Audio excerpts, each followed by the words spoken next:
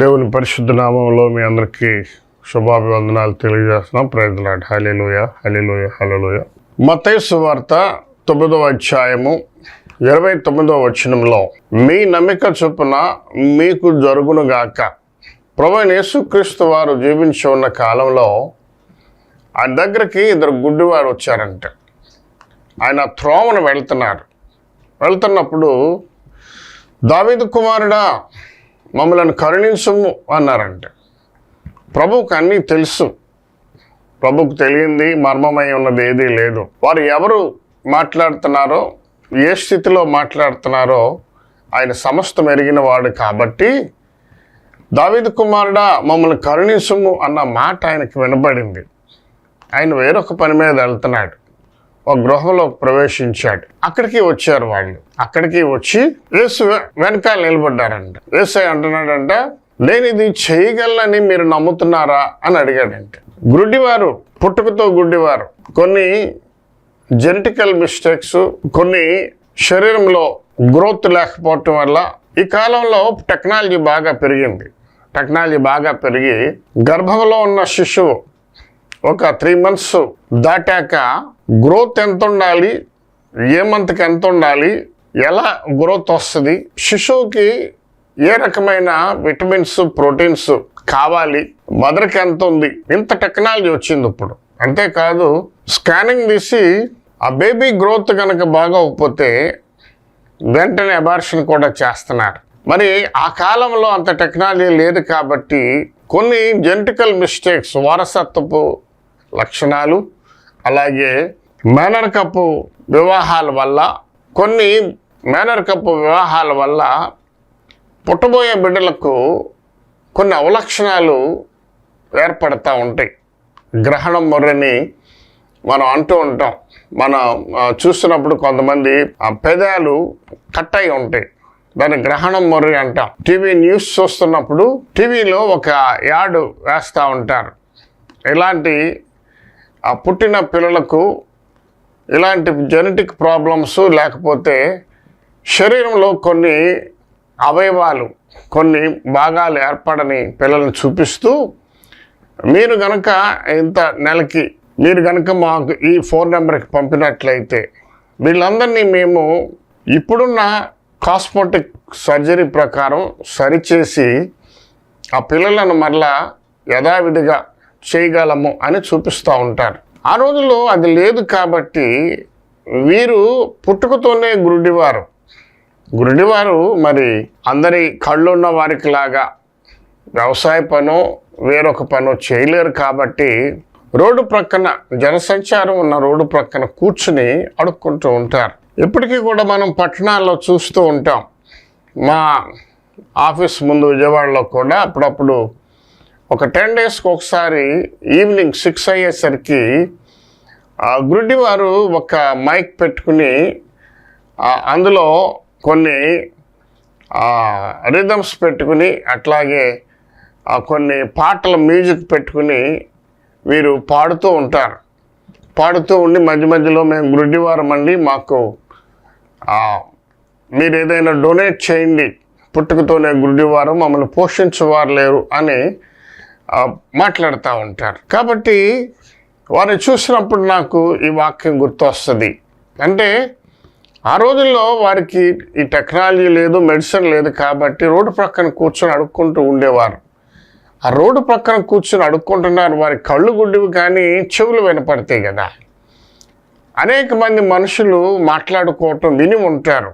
ఎవరో దేవుని కుమారుడు అంట, యేసు ప్రభు అంట, అనేక అద్భుతాలు చేస్తున్నాడు, కుష్ఠవ్యాధి వ్యక్తిని తీసుకొస్తే స్వస్థపడ్డాడు, అలాగే పుట్టుకతోనే కుంటివారు తీసుకొచ్చినప్పుడు వారు నడవటం మొదలుపెట్టారు, ఎవరో మరణించిన వారిని ఏడుస్తున్నప్పుడు వారి దగ్గరికి వెళ్ళి లేపటం జరిగింది. ఇవన్నీ కూడా వారు రోడ్డు వెంట వెళ్తూ ప్రజలు మాట్లాడుకునే మాటలు విని ఉంటారు. ఆ రోజు ఏమైందంటే వీరు బహుశా ఎదురు చూస్తున్నారు, ఎప్పుడు ఒకవేళ యేసు ప్రభు ఈ రోడ్డు వెంట నడుచుకుంటూ వచ్చినట్లయితే మనం కూడా ఆయన్ని బ్రతిలాడదాం, మనం కూడా ఆయన వెంబడిద్దాం అనుకుని వెయిట్ చేస్తున్నారేమో. బహుశా ఆ రోజు జనసందోహం వస్తూ ఆ యేసుకే జయ్యానో హోసన్న జయ్యానో అనుకుంటానో ఏదో సంథింగ్ జరుగుతా కేకలు విని వీళ్ళు ఏం చేశారంటే గబగబా లేచి నిలబడి దావీదు కుమారుడా మమ్మల్ని కరుణించు బిగ్గరగా కేకలు వేశారంట. ఆయన విన్నాడు, విని ముందుకు నడిచి వెళ్ళాడు. వెంటనే వాళ్ళని ఏంటి నీ ప్రాబ్లం అని వెంటనే ఆయన ముట్టలేదు, వారి కన్నులు ముట్టలేదు, నడుచుకుంటూ వెళ్తున్నాడు. ఎందుకనంటే వారికి ఎలాంటి నమ్మకం విశ్వాసం నా మీద ఉంది. వారు ప్రజలు మాటలు విని నన్ను విశ్వసిస్తున్నారా, నిజంగా విశ్వసిస్తున్నారా? మనలో కూడా ప్రియమైన సహోదరులారా కొంతమంది ఏదో సినిమాకి వెళ్ళి వచ్చినట్లుగా, ఏదో డ్యూటీకి వెళ్ళి వచ్చినట్లుగా దేవుని సన్నిధికి వెళ్ళేవారు మనలో చాలామంది ఉన్నారు. ప్రభు మీద నమ్మకం కాదు, అదొక ఫ్యాషన్గానో స్టైల్గానో నేను కూడా చర్చికి వెళ్తున్నాను వెళ్ళాలి అనేది. కొంతమంది కాస్ట్లీ చర్చ్ ఏదో ఉందో చూసుకుని, కొంచెం రిచ్గా ఉన్న చర్చ్ ఏదో చూసుకుని, ఇవాళ చర్చెస్ కూడా కార్పొరేట్ స్టైల్లో ఉంటున్నాయి. ఒక సినిమా థియేటర్స్ లేకపోతే షాపింగ్ మాల్స్ లేకపోతే మంచి జ్యువెలరీ షాప్ ఎలా ఉంటుందో అలా డెకరేట్ చేసి పెడుతున్నారు. ఎందుకనంటే కొంతమందిని ఆకర్షించడానికి. కొంతమంది ఏం చేస్తున్నారంటే అలాంటి చర్చ్ సెలెక్ట్ చేసుకుని అక్కడ ఎన్ని కార్లు ఉన్నాయో చూసుకుని అలాంటి కార్లు ఉన్న చర్చికి నేను వెళ్ళాలి, మంచి పాష్గా ఉన్న పీపుల్ వచ్చే చర్చికి నేను వెళ్ళాలి, స్టైల్గా ఉండే మనుషులు రావాలి అనుకుని వెళ్ళి నేను పలానా చర్చికి వెళ్తున్నాను. కాసేపు కూర్చుంటాడు, ఆ పాష గారు ఏం మాట్లాడుతున్నాడో ఆ వాక్యం ఏంటో ఇతనికి తెలీదు, వినడు, అక్కర్లేదు. మళ్ళీ అది అయిపోగానే ఒక షో చూసినట్లుగా బయటికి వెళ్ళిపోతున్నారు.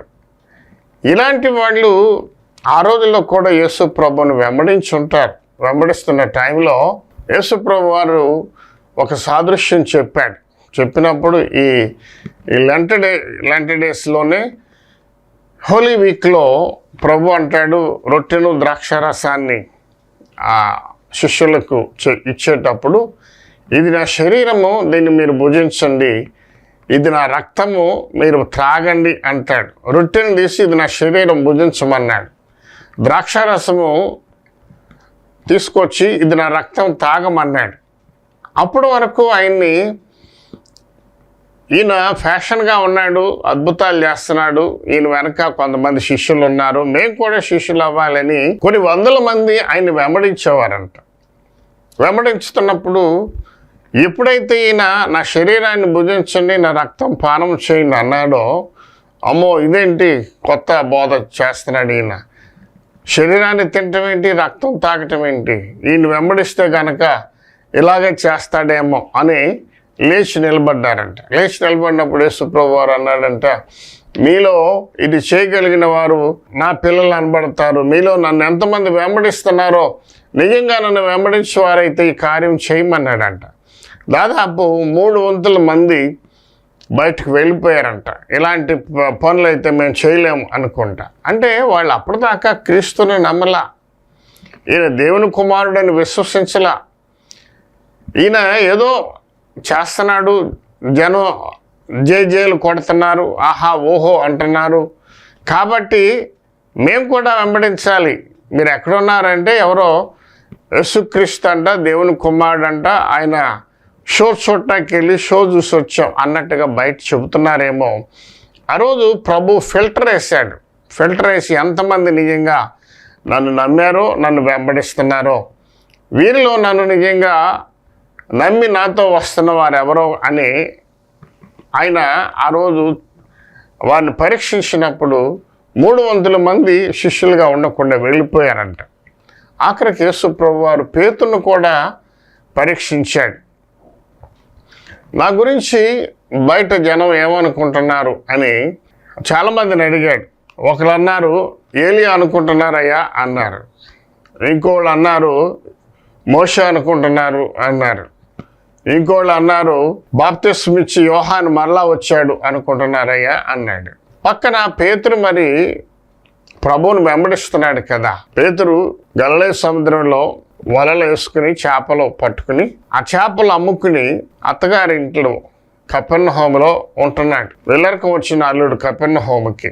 ఆ పక్కనే గలిలయ సముద్రం ఉంటుంది కాబట్టి చేపలు అమ్ముకునే పేతురు చేపలు వలలు బయటికి లాగి ఆ వలలు బాగు చేస్తున్నాడంట. ఆ టైంలో యేసు ప్రభు వారు, పేతురు, నువ్వు నన్ను వెంబడించినట్లయితే నేను నిన్ను మనుషులను పట్టు జాలరుగా చేస్తాను, నువ్వు చేపలు పట్టడం కాదు, నేను మనుషులను పట్టేవాడిగా చేయాలనుకుంటున్నాను అన్నప్పుడు వెంటనే వలలు విడిచిపెట్టి పేతురు ప్రభువుని వెంబడించాడు. ఎంతో కాలముగా వెంబడిస్తున్నాడు, 3 ఏళ్ల నుంచి వెంబడిస్తున్నాడు.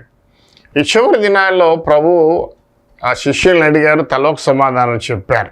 ఆ టైంలో పేతురుని అడిగాడు, పేతురు మరి నువ్వేమనుకుంటున్నావు నన్ను గురించి అన్నాడంట. అన్నప్పుడు పేతురు అన్నాడంటయ్యా, నువ్వు దేవుని కుమారుడివి అని అందరూ అనుకుంటున్నారయ్యా, దేవునికి మహిమ కలుగునుగాక, హల్లెలూయా. నిజమైన వ్యక్తులు ప్రభువుని వెంబడించేవారు, నమ్మేవారు ఈ రీతిగా ఉంటారు. ఇక్కడ గ్రుడ్డివారు యేసు ప్రభుతో కేకలు వేయటమే కాకుండా ఆయన ఏ ఇంట్లోకి వెళ్ళాడో ఆ ఇంట్లో ప్రవేశించారంట. అప్పుడు యేసు ప్రభు వారు ఎదురుగా ఉంటే, మీరు అనేక విషయాలు నా గురించి విని ఉంటారు, కానీ మీరు పుట్టినప్పటి నుంచి గుడ్డివారు కదా, మరి ఈ కార్యం నేను చేయగలనని మీరు నమ్ముతున్నారా అన్నాడంటే. అది వారు నమ్మిక చొప్పున వచ్చారా, లేకపోతే జనం మాట్లాడుకుంటుంటే వచ్చారా? ఏదోనయ్యా అందరూ అంటున్నారు కదా, మేము కూడా అడుగుదామని వచ్చాము అని అంటారేమో అనుకున్నాడు.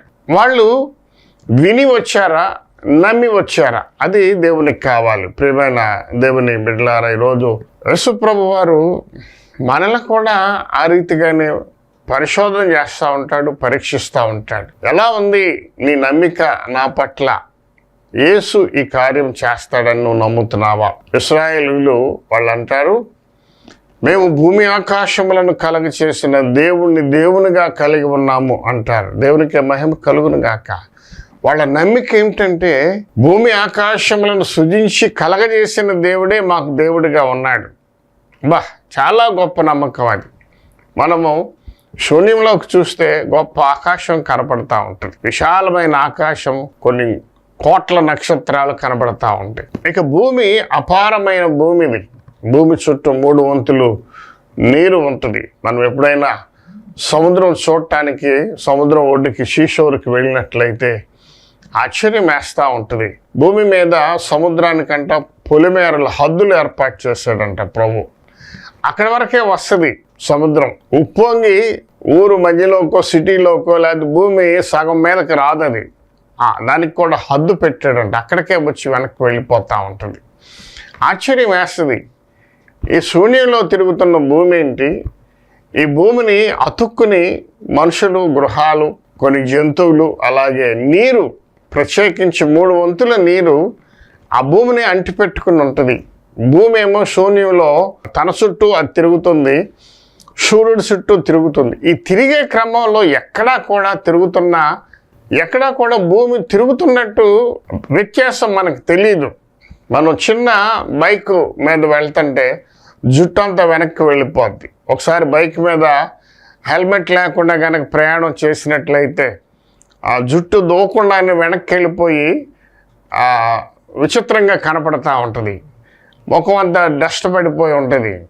అలాగే బండి మీద మనం కూర్చున్నప్పుడు బైక్ మీద ఎవరైనా గబాలను ముందుకి స్పీడ్ గిట్ట పోనివ్వదలుచుకుంటే మనం వెనక్కి పడిపోతాం. అలాగే కార్లు కూడా అంతే. కారులో ప్రయాణిస్తున్నప్పుడు మనకు తెలుస్తూ ఉంటుంది. నడుస్తున్న ఏ వస్తువు అయినా కూడా మనకు తెలుస్తుంది, కానీ తిరుగుతున్న భూమి తిరుగుతుంది అనే క్రమం మనకు తెలియదు. ఎందుకంటే అంటిపెట్టుకుని ఉన్న నీళ్లు ఒక క్రమంలోనే వచ్చి అలలు వచ్చి ఒడ్డుకు వచ్చి వెళ్తూ ఉంటాయి, కానీ అల్లకల్లోలంగా మాత్రం సముద్రం ఉండదు. లేకపోతే ఆ గాలి వచ్చి మనకి తాకదు. అదొక గొప్ప విషయం అది. అందుకని ఇశ్రాయేలీయులు అంటారు, మేము భూమి ఆకాశంలను కలగ చేసిన దేవుణ్ణి మేము దేవుడిగా కలిగి ఉన్నాం. వాళ్ళ నమ్మకం ఏంటంటే ప్రకృతిని పోలుస్తూ ఉంటారు. వారు ప్రకృతిని పోల్చి ప్రభువుని పోలుస్తూ ఉంటారు. ప్రకృతిని చూపించి ఇది కలగజేసిన ఒక ఆయన ఉన్నాడు, ఆయనే మాకు దేవుడు. ఆ మాట నిజంగా మనం అనాలి. నేను కూడా అప్పుడప్పుడు ఇలాంటి ప్రదేశాలకి ఒక వింతైన ప్రదేశానికి, మనం ఎప్పుడు చూడని ప్రదేశానికి వెళ్ళినా కూడా, లేకపోతే నేను అప్పుడప్పుడు టీవీలో సోనీ వాళ్ళ BBC ఎర్త్ అని ఒక ఛానల్ వస్తూ ఉంటుంది, భలే క్లారిటీగా ఉంటుంది BBC ఎర్త్ అని. అందుకే నేను ఎప్పుడు కూడా ఇంట్లో ఉన్నప్పుడు ఆ ఛానల్ చూస్తూ ఉంటాను. వాళ్ళు బ్రహ్మాండమైన కెమెరాస్ పెట్టి అద్భుతమైన ప్రదేశాలు మనకు చూపిస్తూ ఉంటారు. భూమి, దాని నిర్మాణం, భూమి మీద మనం చూడని ప్రదేశాలు, కొండలు, లోయలు, అట్లాగే సముద్రం లోపల లోతులు, ఆ సముద్రంలో దాగి ఉన్న అనేకమైన జలచరాలు చూపిస్తూ ఉంటారు.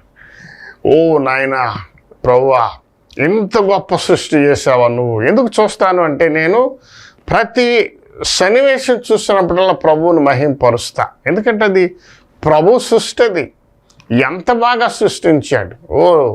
అసలు వర్ణనాతీతం, అది మనం వర్ణించడానికి అలవే కాదనమాట. నాకు బహు ఆశ్చర్యం వేస్తూ ఉంటుంది.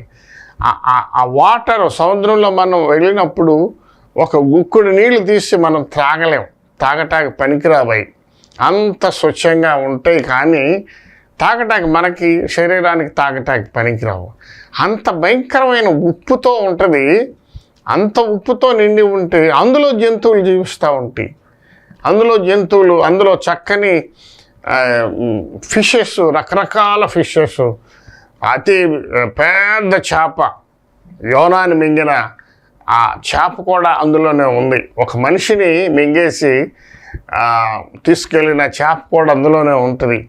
మరి అంత ఉప్పు నీళ్ళలో అవి మరి ఆ ఉప్పు నీళ్ళనే తాగి హెల్దీగా పెరుగుతూ ఉంటాయి. ఆశ్చర్యం వేస్తూ ఉంటుంది. అంత పెద్ద చేపే కాకుండా ఇంకా చిన్న చిన్న చేపలు, ఫిషెస్ కూడా అలాగే చాలా రకాల కనపడతా ఉంటాయి వాళ్ళు ఛానల్లో చూపించినప్పుడు. అంతేకాదు, ప్రకృతిని ఇంకా చూపిస్తారు. కొండల మీద జరిగే విశేషాలు, అవన్నీ మనం గమనిస్తున్నప్పుడు ఆశ్చర్యం వేస్తుంది. ప్రభువా, ఇంత గొప్ప సృష్టి నువ్వు చేసింది అని. అందుకే చూసేది నేను ఆ ఛానల్. కాబట్టి మనం, ఇశ్రాయేలీయులు అంటారు, భూమి ఆకాశంలను కలగ చేసిన దేవుడు మాకు దేవుడుగా ఉన్నాడు అని అంటున్నప్పుడు అది నమ్మకం అన్నమాట. ఈయనెవరు? పేతురుని అడిగాడు, నేను ఎవరిని అనుకుంటున్నావు, నువ్వేమనుకుంటున్నావు? అయ్యా, నువ్వు నిజంగా దేవుని కుమారుడేనయ్యా, నీలో పరిశుద్ధాత్మదేవుడు ఉన్నాడు కాబట్టి నువ్వు కాదు పేతురు, దేవుడే నీ చేత ఈ మాట పలికించాడు. నువ్వు నాకు నమ్మావు కాబట్టి నువ్వు నన్ను తాళపు చెవులు నేను నీకు ఇస్తున్నాను అంటాడు దేవుడు. కాబట్టి ప్రియమైన దేవుని బిడ్డలారా, దేవుణ్ణి నమ్మాలి, విశ్వసించాలి. ఇక్కడ గుడ్డివారు ఇద్దరు వచ్చి ఆయనతో నిలబడినప్పుడు, నేను ఈ కార్యం చేస్తానని మీరు నమ్ముతున్నారా అని అడిగినప్పుడు వారు 29వ వచనంలోకి వెళ్తే, నమ్ముతున్నాం ప్రభువా అని ఆయనతో చెప్పారంట. అయ్యా, నమ్ముతున్నామయ్యా, అందుకే కదయ్యా నీ వెనకాల వచ్చాం. అప్పుడు యేసయ్య అన్నాడంట, వెంటనే యేసయ్య అంట వారి కన్నులను ముట్టాడంట. బహుశా ఇలా అని ఉంటాడు, ఇలా అని, మీ నమ్మిక చొప్పున మీకు జరుగును గాక అని ఆయన చేతులు తీసే లోపలే వారి కన్నులు వచ్చినాయి అంట. దేవునికి మహిమ కలుగును గాక. ఆయన చేతులు ఇలా కిందకి తీసే లోపల వారు తేటగా చూడగలుగుతున్నారంట. ఎంత ఆనందం వేసి ఉంటుంది, ఎంత సంతోషం వేసి ఉంటుంది. ఒక బాధ వచ్చినప్పుడు ఆ బాధ తగ్గిపోతుంది, ఆ బాధ నుంచి మనకి విముక్తి, విడుదల కలుగుతుంది అన్నప్పుడు ఎంతో సంతోషం వేస్తుంది. కరోనా టైంలో ఇప్పుడున్న మీరందరూ కూడా కరోనాని మనం అందరం అనుభవించాం. లాక్డౌన్ మనం అనుభవించాం. రోడ్డు మీదకి రావాలంటే పర్మిషన్స్ లేకుండా, ప్రయాణించాలంటే పర్మిషన్స్ లేకుండా, మరి అదొక పాండమిక్ అని దానికి ఒక వర్డ్ పెట్టారు. అదొక భయంకరమైన సిచ్యువేషన్. అది బయటకు రాలేం. బయటకు వస్తే మరి శానిటైజర్ వేసుకోవాలి. అంతేకాదు, లోపలికి వెళ్తే ఆ వస్త్రాలు తీసివేసి వేడి నీళ్ళతో స్నానం చేసి ఎంతో భయంకరమైన పరిస్థితులు అవన్నీ మనం ఎదుర్కొన్నాం. ప్రియమైన దేవుని బిడ్డలారా, ఆ రోజుల్లో నాకేమనిపించిందంటే, ఎంతకాలం ఈ పరిస్థితి ఉండొచ్చు, అసలు మళ్ళీ మామూలు రోజులు వస్తాయా? చూడగలమంటావా మామూలు రోజులు? యథావిధిగా స్వేచ్ఛగా బయటికి వెళ్ళి ఎక్కడ నిలబడాలంటే అక్కడ నిలబడి, ఎక్కడ కూర్చోవచ్చు అంటే అక్కడ కూర్చుని, ఏదైనా కొనుక్కోవాలి, ఏదన్నా పర్చేజ్ చేయాలంటే మనం స్వేచ్ఛగా అందులో సంచరించి కొనుక్కుని, ఇవన్నీ మళ్ళీ ఆ రోజులు వస్తాయా అనుకునేవాడిని. అప్పట్లో వ్యాక్సిన్ కూడా ఇప్పుడు తయారవదు, 1 year పడుతుంది వ్యాక్సిన్ వచ్చేవరకని టీవీలో చెబుతున్నప్పుడు వ్యాక్సిన్ తయారవలా. అసలు బయటికి వెళ్ళగలమా? పిల్లల పరిస్థితి ఏంటి? మన పరిస్థితి ఏంటి? పిల్లల ఎడ్యుకేషన్ ఏమైపోద్ది? చాలా భయంకరమైన బాధ వేసింది. మరి ఈ గురుడివారు కళ్ళు కనపడనప్పుడు ఎంత శోకము బాధ అనుభవించారో, కానీ కళ్ళు కనపడినప్పుడు వారికి వచ్చిన ఆనందం ఎలా ఉండుంటుంది. ఆ బాధ తప్పిపోయింది. లాక్డౌన్ తీసేసాం, మీరు వెళ్ళొచ్చు అన్న రోజున ఎంతో సంతోషం, ఆనందం వేసింది, ఎంతో ఆనందం వేసింది. అది మనకి తెలుస్తూ ఉంటుంది. ఎవరికైనా యాక్సిడెంట్ అయ్యి కాలుకి తొంటికో యాక్సిడెంట్ అయ్యి వాళ్ళు గనక కూర్చుని పోవాల్సి, మంచం మీద పడుకునే ఉండాల్సి వచ్చినప్పుడు, వారి బాధ వేదన మనం చూస్తున్నప్పుడు మనం ఎంతగానో దుఃఖం వేస్తుంది. ఏంటి, ఒక మనిషి కదలలేక పడిపోయి ఉండటం ఏంటి? ఎన్ని దినాలంటే ఆ డాక్టర్ చెప్పే వరకు బయటికి రావటానికి వీలే లేదు. డాక్టర్ చెబుతాడు ఈ టైంలో మీరు లేవచ్చు, వెళ్ళొచ్చు. మరి ఆ టైంలో ఆ మనిషి లేచి మరలా నడవగలుగుతున్నప్పుడు ఆ మనిషికి వచ్చే ఆనందం ఎలా ఉంటుంది? ఆ పెయిన్ వచ్చినప్పుడు, ఆ సమస్య వచ్చినప్పుడు ఆ రిజల్ట్, ఆ విజయం యొక్క విలువలు మనుషులకి తెలుస్తూ ఉంటాయి. ఈ గురుడివారిద్దరికి మరి ఎంతటి సంతోషం, ఆనందం వేసిందో. ప్రియమైన దేవుని బిడ్డలారు, ఈరోజు మనం మాట్లాడుకుంటున్న విశేషం ఏంటంటే, అప్పుడు యేసు ప్రభు వారు అన్నాడంట, మీ నమ్మిక చొప్పున మీకు జరుగును గాక. మరి నీ సంగతి నేను మాట్లాడుతున్నా. నువ్వు ఏ విషయంలో ప్రభువుని ఏమన్నా నమ్మట్లేదేమో. మనుషుల్లో ఉన్నది ఏంటంటే, ప్రతి మనిషిలో 2 మనుషులు ఉంటారు. పైకి కనబడే మనిషి ఒకరు, లోపల ఇంకొక మనిషి ఉంటారు. కొన్ని సందర్భాలలో ఆ 2వ మనిషి మనకు కనపడతా ఉంటాడు. మనకు ఆశ్చర్యం వేస్తుంది. ఇతనిలో ఇంకో మనిషి ఉన్నాడా? ఏంటి వీళ్ళ ప్రవర్తన? స్త్రీలు కూడా అంతే, ఆడపిల్లలు కూడా అంతే. వారి పైకి కనపడే విధానం వేరుగా ఉంటుంది. కొన్ని పరిస్థితుల్లో వాళ్ళలో 2వ మనిషి ఉంటాడు. కొన్నిసార్లు ఇంట్లో వైఫ్ని కూడా బంధువులు, రక్త సంబంధాలు ఏదైనా అకేషన్, ఏదన్నా చిన్న ఫంక్షన్ పెట్టుకున్నారు, వెళ్ళాలి అనుకున్నప్పుడు వారికి వీరికి ఏదైనా చిన్న స్పర్ధ ఉందనుకోండి, నేను రావట్లేదు సారీ అంటారు. మనం ఎంత బ్రతిలాడినా నేను రానంటారు. నాకు అనిపిస్తుంది, వీళ్ళల్లో ఇంకొక మనిషి ఉన్నాడా, ఇంకో మనిషి ఉందా అనిపిస్తూ ఉంటుంది. మొండికేసి మాట్లాడుతూ ఉంటారు. ఆ టైంలో కొంచెం విచిత్రంగా అనిపిస్తూ ఉంటుంది. మనుషుల్లో ఇంకొక మనిషి ఉంటాడు. అందుకని ఏం చేస్తారంటే, ప్రార్థన వేరు, ఆదివారం వేరు. నేను ఇందాక అన్నాను, డ్యూటీకి వెళ్ళినట్టుగా వెళ్తారు, ప్యాషన్ కోసం వెళ్తారు. అక్కడ ఒక 20 కార్లు ఉన్నాయి. ఆ 20 కార్లలో కూడా పెద్ద కార్లు ఉండాలంట. ఆ పెద్ద కార్లు ఉన్న చర్చికి వెళ్తూ ఉంటారు కొంతమంది. వెళ్ళి మేము ఇలాంటి చర్చికి వెళ్తుంటాం. కొంతమంది పెద్ద హోర్డింగ్స్, పోస్టర్లు వేస్తారు. అలాంటి చర్చి సెలెక్ట్ చేసుకుని వెళ్తూ ఉంటారు. ఏంటంటే అక్కడికి వెళ్తున్నాం మేము చెప్పుకోవటానికి వెళ్తున్నారు, కానీ వారిలో ఆ లోపల ఉన్న వ్యక్తి దేవుడిని నమ్మరు. అందువల్ల ఏమవుతుందంటే, కొన్ని కార్యాలు మన జీవితంలో జరగకుండా ఆగుతూ ఉంటాయి. ఆగుతున్నప్పుడు ఎందుకని ఆగుతాయి అంటే, అందుకే యేసు ప్రభువు వారు అంటాడు, నేను ఈ కార్యం చేయగలను, నువ్వు నమ్ముతున్నావా? ఇందాకన్నా నేను భూమి ఆకాశములను సృజించిన దేవునికి నీ కార్యం ఒక పెద్ద లెక్క, నీ సమస్య ఒక పెద్ద లెక్క. దేవుని నమ్మిన కొత్తలో, అప్పట్లో టీవీలు విపరీతంగా వాక్యాలు చూస్తూ ఉండేవారు. చూస్తున్నప్పుడు కొంతమంది సేవకులు, కొంతమంది చర్చి విశ్వాసులతో సాక్ష్యాలు చెప్పిస్తూ ఉండేవాళ్ళు. నాకు బాగా ఆశ్చర్యపరిచే విషయాలు ఏంటంటే, నేను దాదాపు 2 కోట్లకి అప్పుల పాలైపోయి ఆత్మహత్య చేసుకోవాలనుకుని వెళ్ళిపోతుంటే ప్రభు నాతో మాట్లాడాడు. ఆ 2 కోట్ల అప్పు తీరింది, 25 లక్షల అప్పు తీరింది, ₹1,00,000 అప్పు తీరింది అని వారు సాక్ష్యం చెబుతున్నప్పుడు ఆశ్చర్యం వేసేది. ఎందుకు ఇది ఎట్లా సాధ్యమో? కొంతమంది వచ్చి ఊరికనే ఒక 50,000, ₹1,00,000 అప్పు తీసుకుని వడ్డీ కట్టలేకపోతున్నామండి, బాగా వేధిస్తున్నారు, అసలు దొరకట్లేదు, వడ్డీ దొరకట్లేదు, పైగా ఇప్పుడు కట్టింది మేము అసలుకి మించి వడ్డీ కట్టామండి, ఇంకా అసలు అట్లాగే ఉందండి అంటుంటారు. ఏంటి వ్యత్యాసము? వీళ్ళు ఎందుకు కట్టలేకపోతున్నారు, వాళ్ళు ఎందుకు కట్టారు?